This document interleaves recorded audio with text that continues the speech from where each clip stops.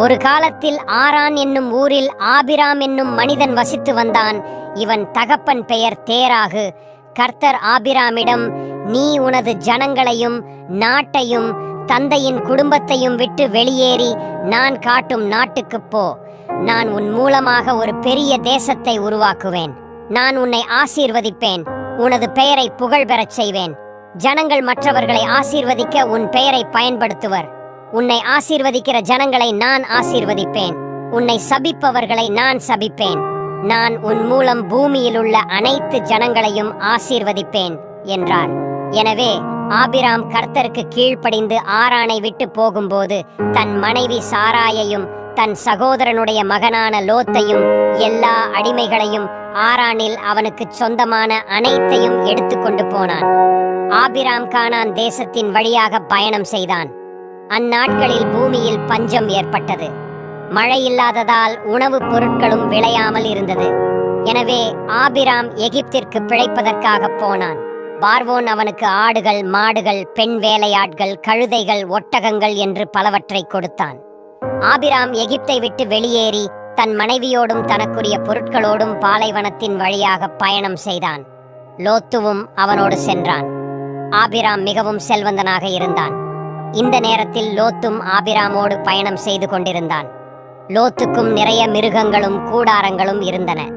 ஆபிராமின் மேய்ப்பர்களும் லோத்தின் மேய்ப்பர்களும் தங்களுக்குள் சண்டையிட்டனர். எனவே ஆபிராம் லோத்திடம், நம்மிருவருக்கும் இடையில் எவ்வித வாக்குவாதமும் வேண்டாம்.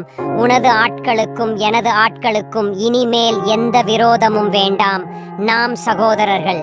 நாம் பிரிந்து விடுவோம். உனக்கு விருப்பமான எந்த இடத்தையும் நீ தேர்ந்தெடுத்துக்கொள்.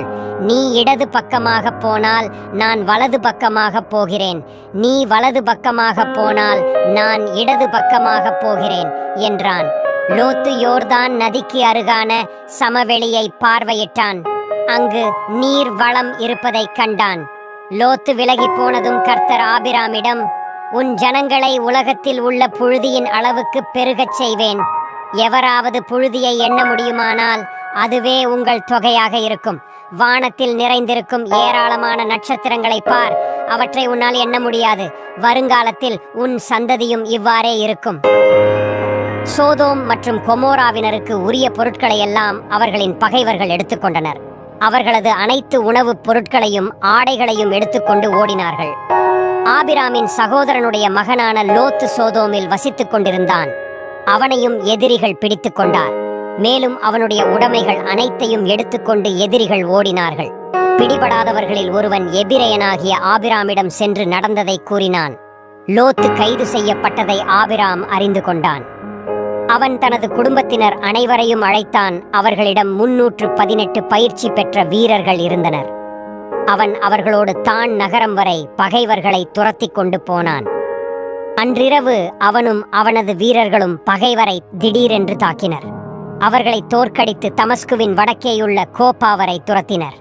பிறகு பகைவர்கள் எடுத்து சென்ற அனைத்து பொருட்களையும் ஆபிராம் மீட்டுக்கொண்டான். பெண்கள், வேலைக்காரர்கள், லோத்து, அவனது பொருட்கள் அனைத்தும் மீட்கப்பட்டன. இக்கதையின் மூலம் நாம் கீழ்ப்படிதலையும் மற்றும் சகோதர அன்பும் காட்டுகிறது.